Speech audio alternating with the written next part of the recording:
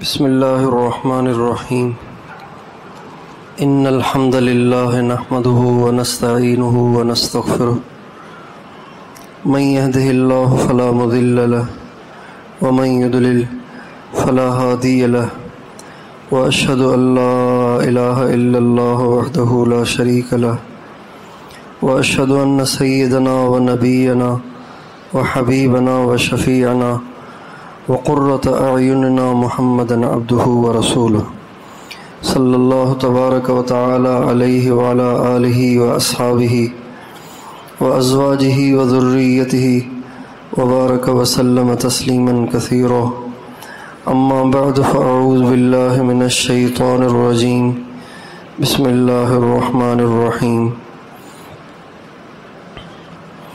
وأنذرهم يوم الآزفة اذ القلوب لدى الحناجر كاظمين ما للظالمين من حميم ولا شفيع يطاع يعلم خائنة الأعين وما تخفي الصدور وقال تعالى أيحسب أن لم يره أحد وقال تعالى ألم يعلم بأن الله يرى سبحان ربك رب العزة عما يصفون وسلام علی المرسلین والحمد للہ رب العالمین اللہم صلی علی سیدنا محمد وعلی آل سیدنا محمد وبارک وسلم۔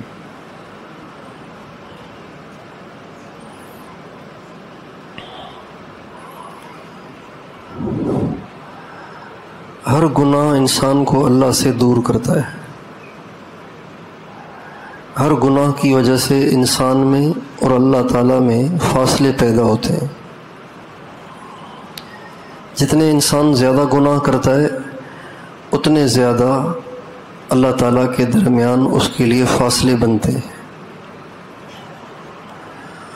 اور اللہ تعالیٰ سے دوری کی علامت یہ ہے کہ اس کی اطاعت میں مزہ نہ آئے، اس کی اطاعت کو دل نہ کرے، اس کے حکم ماننے کو دل نہ کرے، یہ دوری کی علامت ہے۔ اور سب سے زیادہ جو چیز اس حوالے سے مؤثر ہے اور جس سے سب سے زیادہ انسان کی کیفیت خراب ہوتی ہے وہ بد نگاہی ہے۔ بد نظری عمل تو ہلکا پھلکا سا ہے اور اتنا اسے بھاری اور سنگین بھی نہیں سمجھا جاتا، لیکن اس کے اثرات بہت شدید ہیں۔ پہلے دن بد نگاہی کے جو نقصانات ہیں وہ عرض کیے تھے، اگلے دن نگاہ کو جھکانے کے جو فوائد ہیں وہ عرض کیے تھے، اور کل بد نگاہی سے بچنے کا علاج عرض کیا تھا۔ بد نگاہی سے بچنے کا علاج یہ ہے کہ انسان قرآن پاک کی ان آیات میں تدبر کرے جن میں اللہ تعالیٰ نے قیامت کو بیان کیا ہے، اور یہ علاج قرآن کا تجویز کرتا ہے۔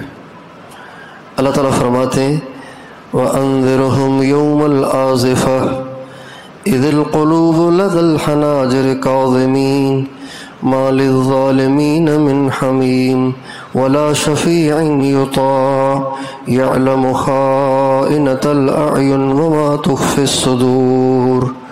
اے نبی، ان کو قیامت کے دن سے ڈراؤ، اور اس دن انسان کی کیفیت یہ ہوگی کہ اس کا جو دل ہے نا اتنا شدید دھڑکے گا، اتنا شدید دھڑکے گا کہ اس کی دھڑکن گلے تک محسوس ہوگی، اور وہ دھڑکن اتنی زوردار ہوگی کہ اس کا دم گھٹ رہا ہوگا، کاظمین، اس کا سانس بند ہو رہا ہوگا۔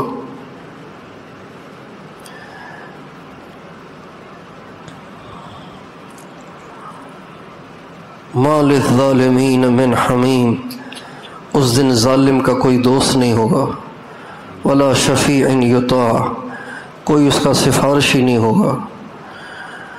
اور اللہ تعالیٰ ان آنکھوں کو خوب جانتا ہے جو آنکھیں بددیانتی کرتی ہیں، خیانت کرتی ہیں، بدماشی کرتی ہیں، بدکاری اور برائی کرتی ہیں، اللہ تعالیٰ ان کو خوب جانتا ہے۔ تو اس آیت میں اللہ تعالیٰ نے ہمیں یہ علاج دیا ہے کہ قیامت کو یاد کرو، قیامت کی آیات میں تدبر کرو تو یہ چیز چھوٹ سکتی ہے۔ اللہ کے سامنے پیشی کو یاد کرو، وَأَمَّا مَنْ خَافَ مَقَامَ رَبِّهِ وَنَهَى النَّفْسَ عَنِ الْهَوَىٰ۔ اس آیت سے پتہ چلتا ہے کہ انسان اگر اللہ کے سامنے پیشی کو یاد رکھے تو اس نفس کی خواہش سے وہ نجات پا سکتا ہے۔ تیسری بات وہ یہ ہے کہ جتنے بھی گناہ ہیں نا، جتنے بھی گناہ ہیں، چاہے بدنگاہی ہو چاہے کوئی اور گناہ ہو، ان سارے گناہوں کی اصل وجہ وہ دل کی غفلت ہے۔ گناہ کا خیال کہاں سے آتا ہے؟ شیطان ڈالتا ہے۔ اور شیطان کو اتنی جرت کیوں ہوتی ہے کہ وہ انسان کے دل پہ مسلط ہو جاتا ہے، انسان کے دل پہ اس کو تسلط حاصل ہو جاتا ہے؟ اتنی جرت اس کو کیوں ہو جاتی ہے؟ وہ اس لیے ہو جاتی ہے کہ دل اللہ سے جب وہ غافل دیکھتا ہے تو وہ اس پر جھپٹتا ہے، وہ اس پہ حملہ آور ہو جاتا ہے، اور وہ اس میں اپنے پنجے گاڑ کے اس میں وسوسے ڈال کے اگلے کو آمادہ کر لیتا ہے۔ اللہ کی یاد، اللہ کا ذکر، یہ دل کے دروازے کی کنڈی اور تالا ہے۔ اللہ کا ذکر اور اللہ کی یاد کیا ہے؟ دل کے دروازے کی کنڈی اور آپ کا دروازہ رات کو چوپٹ کھلا ہوا ہے، بالکل کھلا ہوا ہے، نہ آپ نے کنڈی لگائی نہ تالا لگایا۔ اب چور آ گیا تو قصور کس کا؟ بتائیے، آپ کا قصور ہے۔ آپ نے کیوں دروازہ کھول دیا؟ آپ کو معلوم نہیں کہ حالات ٹھیک نہیں ہیں؟ اللہ کی یاد، اللہ کا ذکر، یہ دل کے دروازے کی کنڈی اور تالا ہے۔ جس کا دل اللہ کی یاد میں رہتا ہے، شیطان کو اس پر حملہ آور ہونے کی ضرورت ہی نہیں ہوتی۔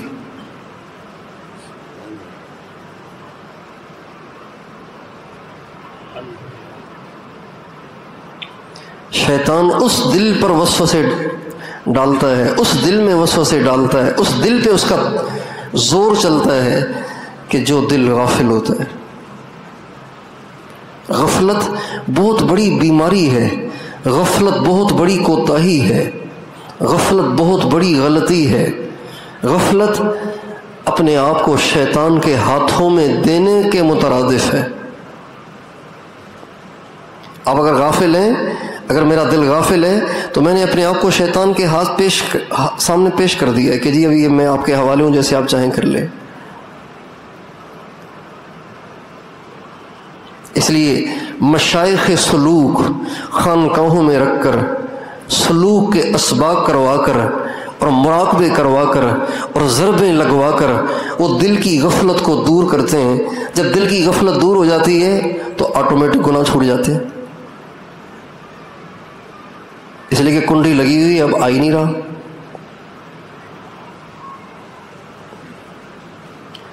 اس لیے جو گناہ چھوڑنا چاہتا ہے، جو گناہوں سے بیزار آ چکا ہے، جس کو گناہوں نے اتنا نقصان دیا ہے کہ اب وہ چھوڑنا چاہتا ہے اور مگر اس سے چھوٹ نہیں رہے، اس کو چاہیے کہ اپنے دل کو ذاکر بنا دے۔ کیا بنا دے؟ ذاکر بنا دے۔ اللہ کی یاد کی مشق کر لے،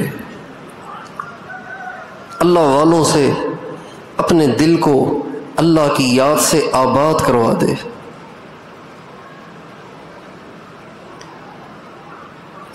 ایک آدمی نماز پڑھ رہا ہے لیکن دل غافل ہے، اس کو وہ جرم نہیں سمجھتا۔ ذکر کر رہا ہے لیکن دل کہیں اور ہے، اس کو وہ غلطی نہیں سمجھتا۔ دکان پہ بیٹھا ہوا ہے اور اللہ کا خیال ہی نہیں، اس کو وہ غلطی نہیں سمجھتا۔ وہ کہتا ہے دکان پہ بیٹھا ہوا ہوں، میں تو شریف آدمی ہوں، جھوٹ بھی نہیں بولتا ہوں، ناپ تول میں کمی بھی نہیں کرتا ہوں۔ دل میں اللہ کی یاد کو غلطی ہی نہیں سمجھتے۔ اللہ تعالیٰ اپنے نبی سے فرماتے ہیں وَلَا تَكُن مِّنَ الْغَافِلِينَ، اے میرے نبی غافلوں میں سے نہ ہونا۔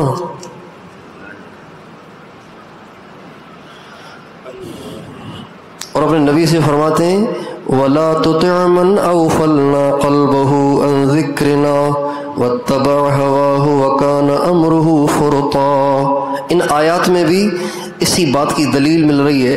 اللہ تعالیٰ فرماتے ہیں اس کے پیچھے کبھی نہ چلنا جس کا دل اللہ کی یاد سے غافل ہے، غفلت کی وجہ سے وہ اپنی خواہش کا غلام بن گیا ہے۔ وَاتَّبَعَ هَوَاهُ، چونکہ دل غافل ہے لہذا خواہش کا غلام ہے۔ وَكَانَ أَمْرُهُ فُرُطًا، اور خواہش کے پیچھے پڑتے پڑتے اب اس کا معاملہ حد سے گزر گیا ہے، فاسق ہو گیا ہے، فاجر ہو گیا ہے۔ وَلَا تُطِعْ مَنْ أَغْفَلْنَا قَلْبَهُ عَنْ ذِكْرِنَا، کتنی واضح بات ہے۔ وَاتَّبَعَ هَوَاهُ وَكَانَ أَمْرُهُ فُرُطًا، دل غافل ہے، اس کی وجہ سے خواہش کا غلام بن گیا ہے، اور خواہش کا غلام بنتے بنتے اب اس کا حال یہ ہے کہ وہ ساری حدود کراس کر گیا ہے، آگے نکل گیا ہے، سرکشی پہ آ گیا ہے۔ اس لیے بھائیو دل کو ذاکر بنانا یہ ضروری ہے۔ اس لیے ہمارے بزرگوں نے علم دین پڑھنے کے ساتھ ساتھ اپنے دل کو ذاکر بنانے کی محنت بھی کی۔ ہمارے بزرگوں میں سے کوئی ایک فرد واحد بھی ایسے نہیں ہے کہ جنہوں نے دین کی خدمتوں کے ساتھ اور پڑھنے پڑھانے کے ساتھ اپنے دل کو ذاکر بنانے کی محنت اور کوشش نہ کی ہو اور اس پہ برس نہ لگائے ہو، ایک بھی ایسے نہیں ہے۔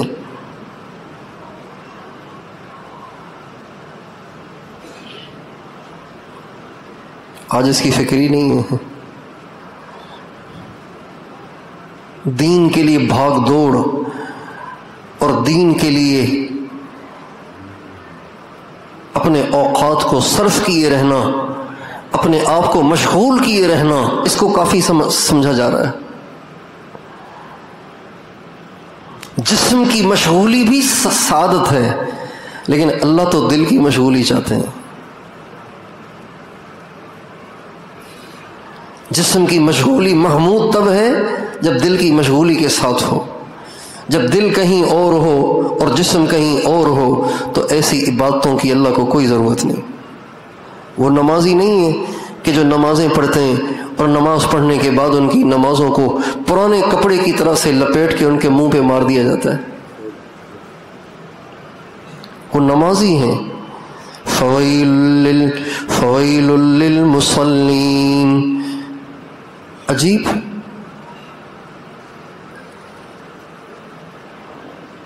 فویل للتارکین للصلاۃ نہیں ہے، نماز چھوڑنے والوں کے لیے بربادی ہے، وہ تو ہے ہی۔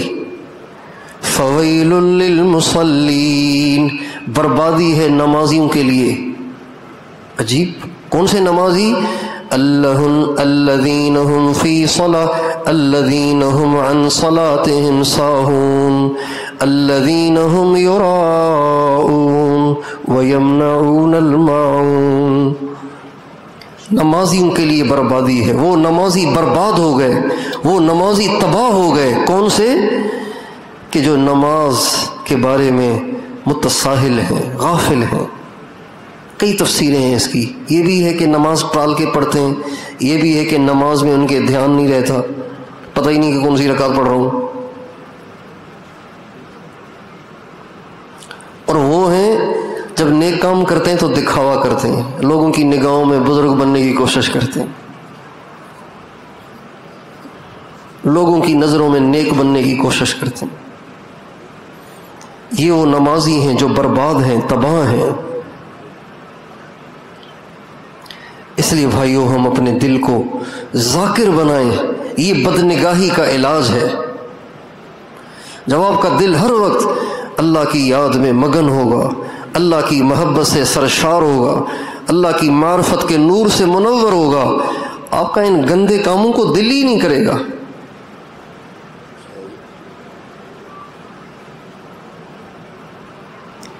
چھوٹے بچے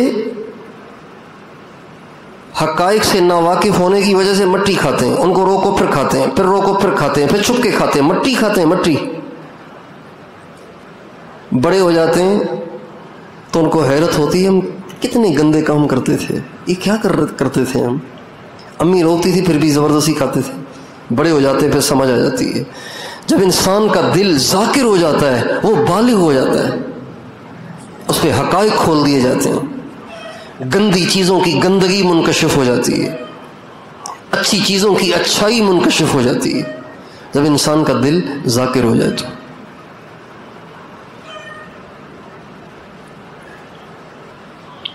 اتنا ذکر کرنا، اتنا ذکر کرنا، اتنا ذکر کرنا کہ بس حران اور گھڑی اللہ ہی اللہ ہو۔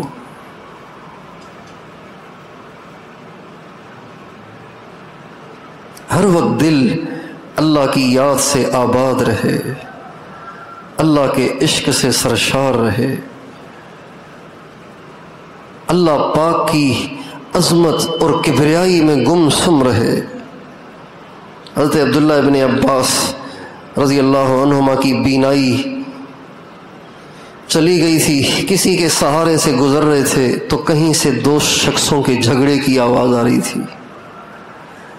فرمانے لگے مجھے ان کی طرف لے چلو، اپنے خادم سے فرمایا مجھے ان کی طرف لے چلو۔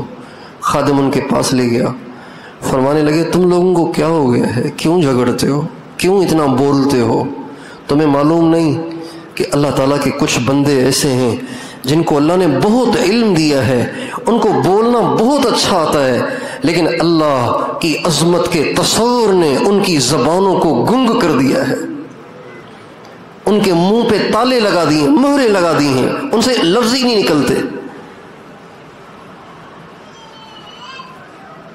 جب انسان پہ کسی کی ہیبت طاری ہوتی ہے تو بولا نہیں جاتا۔ ہم اپنے حضرت جی کے پاس جاتے ہیں نا تو پتہ نہیں کتنی چیزیں سوچ کے جاتے ہیں، یہ بھی کہنی، یہ بھی کہنی، یہ بھی کہنی۔ وہاں جاتے ہیں ان کے چہرے کو دیکھ کے بس سارے مضامین بھول جاتے ہیں۔ اتنا لمبا سفر طے کر کے جاتے ہیں، پھر ویسے ہی واپس آ جاتے ہیں، کچھ کہہ نہیں پاتے۔ تمہیں کیا ہو گیا ہے، تم کیوں لڑتے ہو؟ اللہ کے کچھ بندے ایسے ہیں جو بڑے فصیح ہیں، بڑے صاحب علم ہیں، لیکن اللہ کی عظمت کے تصور نے، اس کی کبریائی کی ہیبت نے ان کی زبانوں کو گنگ کر دیا ہے، الفاظ ہی نہیں بنتے ان سے۔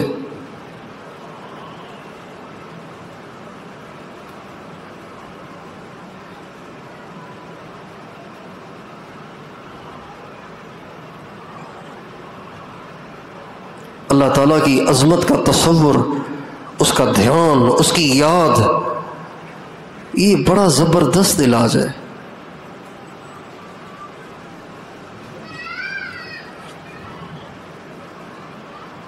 جتنا زیادہ ہم مراقبہ کریں گے، جتنا زیادہ ہم مراقبہ کریں گے، جتنا زیادہ ہم مراقبہ کریں گے، اتنا دل اللہ کی یاد میں مشغول ہوتا چلا جائے گا، دل کی غفلت کے پردے چاک ہوتے چلے جائیں گے۔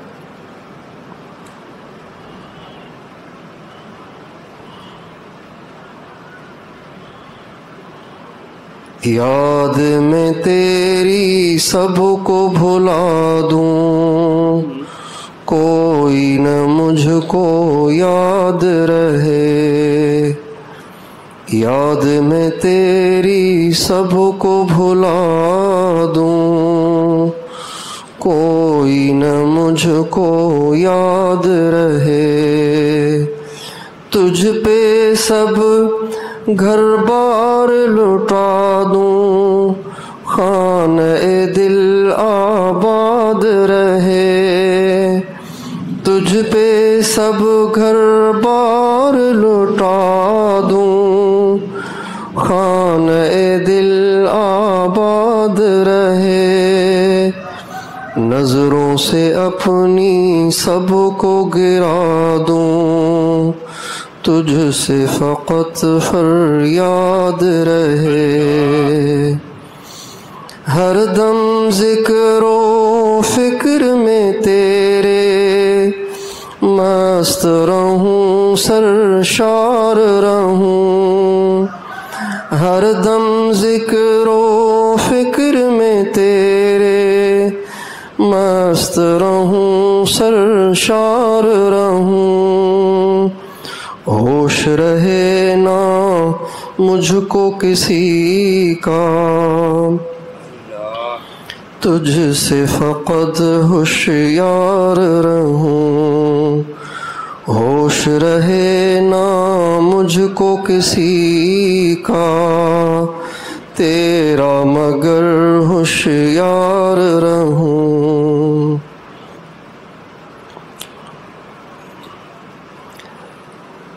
اللہ تعالیٰ کی یاد ہمارے دل دماغ پہ چھا جائے، یہ ہے علاج۔ اور جتنا زیادہ ذکر کریں گے، جتنا زیادہ مراقبہ کریں گے، اتنا یہ کیفیت حاصل ہوگی۔ کریں گے اللہ کو یاد۔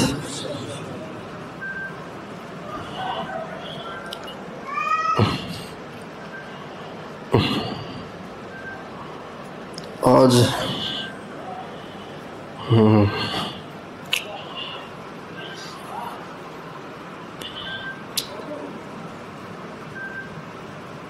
اور ایک اس کا علاج یہ ہے کہ بد نگاہی سے نکلنے کا، بد نگاہی کے مرض سے شفا پانے کا ایک علاج یہ ہے کہ موت کو کثرت سے یاد کیا جائے۔ کس کو یاد کیا جائے؟ جس کو ڈاکٹر کہے کہ آپ کے دونوں گردے فیل ہو گئے ہیں، اب آپ کے بچنے کی کوئی امید نہیں، یا ڈاکٹر کہے کہ آپ کا جگر تو فیل ہو گیا ہے، یا کہے کہ آپ کو تو کینسر ہو گیا ہے اور وہ خون تک پہنچ گیا ہے، اب آپ نہیں بچ سکتے، اب آپ لا علاج ہیں۔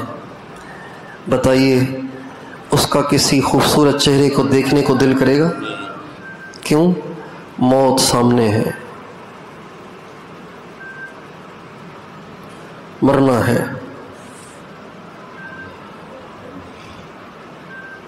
یہ جو موت کا سامنے ہونا ہے نا، یہ انسان کی ساری مستیاں ختم کر دیتا ہے۔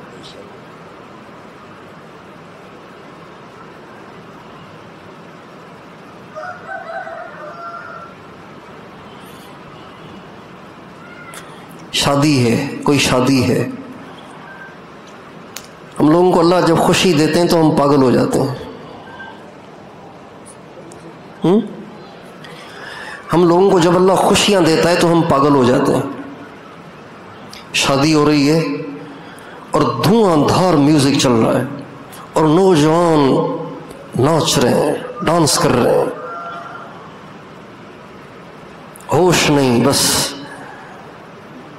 مست ہوئے ہیں، ناچ رہے ہیں، ناچ رہے ہیں، ناچ رہے ہیں، ناچ رہے ہیں، شرابیں پی رہے ہیں، اور میوزک، کانوں کے پردے پھاڑنے والا میوزک چل رہا ہے۔ کہاں جا رہے ہو بھائی؟ کانوں کے پردے پھاڑنے والا میوزک چل رہا ہے۔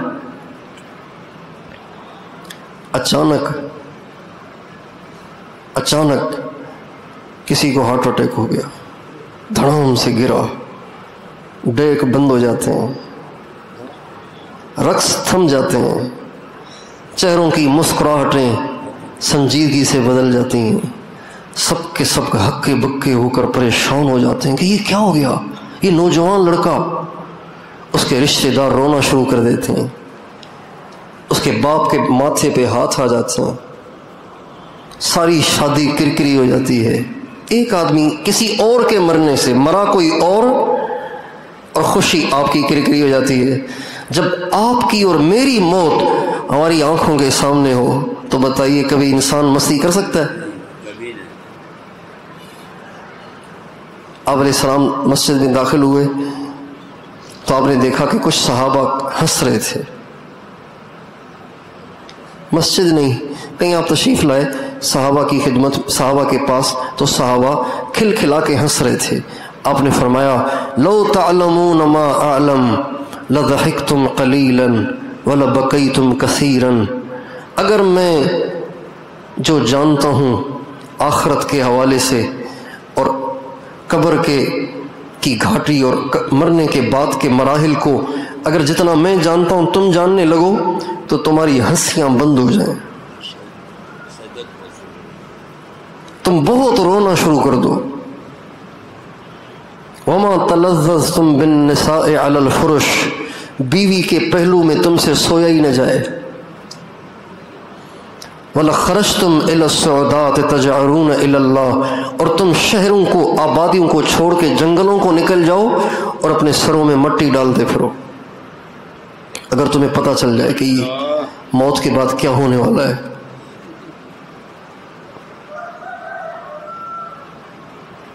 آپ علیہ السلام فرماتے ہیں میں نے قبر سے زیادہ خوفناک منظر کوئی نہیں دیکھا،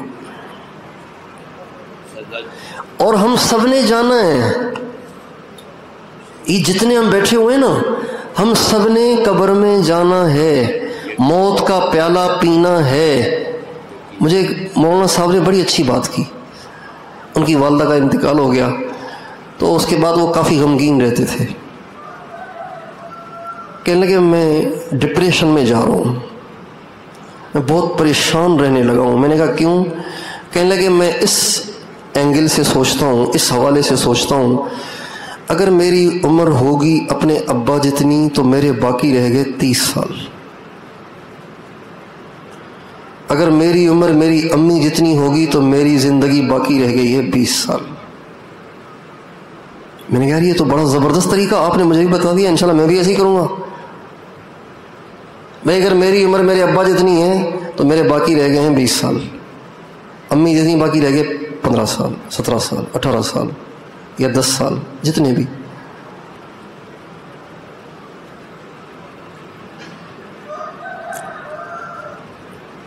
دس سال کی بات ہے، یہ وہ ہے کہ جو ممکن ہے، یقینی تو ایک پل بھی نہیں ہے۔ اس لیے ہمارے نبی کا ارشاد ہے اکثروا ذکر ہاضم اللذات، لذتوں کو توڑنے والی چیز کو کثرت سے یاد کرو۔ لذتوں سے مراد خواہشات، مستیاں۔ بدنگاہی کرنے میں مزہ آتا ہے، لذت آتی ہے، برائی کرنے میں مزہ آتا ہے، غلط دیکھنے میں مزہ آتا ہے، غلط کرنے میں مزہ آتا ہے۔ ہمارے نبی فرماتے ہیں اس لذت کو اگر ختم کرنا چاہتے ہو تو موت کو کثرت سے یاد کرو۔ الموت، موت ہے وہ، موت کا مراقبہ کرنا، کچھ دیر روزانہ تنہائی میں اندھیرے میں بیٹھ کے آنکھوں کو بند کر کے اس بات کا تصور کرنا میرے مرنے کا وقت قریب آ گیا ہے، میرے رشتہ دار میرے آس پاس کھڑے ہوئے ہیں، ڈاکٹروں نے جواب دے دیا ہے اور میری زبان بھی بند ہو گئی ہے اور میرے جسم میں جان بھی نہیں ہے، گردے بھی جواب دے گئے، پھیپھڑے بھی جواب دے گئے، ساری مشینیں ایب نارمل ہو گئی ہیں، اور میری نگاہ بھی اسکرین کی طرف ہے کہ اسکرین کیا کہہ رہی ہے، میرے گردوں کا کیا حال ہے، میرے پھیپھڑوں کا کیا حال ہے، میرے جگر کا کیا حال ہے، وہ سب ڈاؤن جا رہے ہیں۔ میرے رشتہ دار بھی بار بار آنکھیں پھاڑ پھاڑ کے مشینوں کو دیکھ رہے ہیں، بس باقی اتنا سا، باقی اتنا سا، یہاں تک کہ اچانک ایک جھٹکے کے ساتھ میری روح نکل گئی اور میری گردن ایک طرف ڈھلک گئی۔ فرشتے آگے لینے کے لیے اللہ کے سامنے پیشی ہو گئی، روح کی پیشی ہو گئی، جسم سے چمٹ کے رشتہ دار رونے لگے، اور پھر میرے جسم کو جلدی سے ایمبولینس میں رکھ کر اب مجھے گھر پہنچایا گیا، تختے پہ لٹا کے نہلایا گیا اور مجھے کفن پہنایا گیا، کفن پہنا کے چارپائی پر رکھ کر مجھے گھر کے صحن میں رکھا گیا۔ رشتہ دار آ رہے ہیں اور مجھے آخری دفعہ دیکھ رہے ہیں، میری بیوی بے حال ہو رہی ہے، میرے بچے بے حال ہو رہے ہیں، میری ماں پاگل ہو رہی ہے، میرے رشتہ دار پریشان ہیں۔ تھوڑی دیر میں میری چارپائی کو اٹھا کے گھر سے نکلنے لگے، تو میرے گھر میں کوہرام مچ گیا۔ اب مجھے قبرستان میں لائے، اب جنازہ پڑھ رہے ہیں، اب قبر میں اتار رہے ہیں، اب مٹی ڈال رہے ہیں۔ جن کو میں نے جنا تھا، کندھوں پہ سواریاں کرائی تھیں، پال پوس کے جوان کیا تھا، اپنے ہاتھوں سے ہی مجھ پہ چلو بھر بھر کے مٹیاں ڈالنے لگے اور میری قبر کی لپائی کرنے لگے، اور مجھے تھوڑی دیر بیٹھ کے چھوڑ کے ہمیشہ کے لیے چلے گئے۔ اب میں اور میرے اعمال بس یہی قبر میں رہ گئے ہیں۔ چونکہ میں نے تیاری نہیں کی، لہٰذا جہنم کے فرشتے آ گئے ہیں، مجھ سے سوال کر رہے ہیں، میں جواب نہیں دے رہا، اور مجھ پر سام مسلط کیے جا رہے ہیں، اور میری قبر کو تنگ کیا جا رہا ہے، یا پھر میرے ساتھ رحم کا معاملہ ہو رہا ہے۔ فرشتے سوال کر رہے ہیں، میری زبان پہ جواب جاری ہو رہے ہیں، میری قبر کو وسیع کیا جا رہا ہے، جنت کا باغیچہ بن رہی ہے۔ یہ سارا منظر اپنی آنکھوں کے سامنے لانا، زبان سے کہتے جانا، آنکھوں کے سامنے لاتے جانا روزانہ، یہ حل ہے بدنگاہی سے بچنے کا۔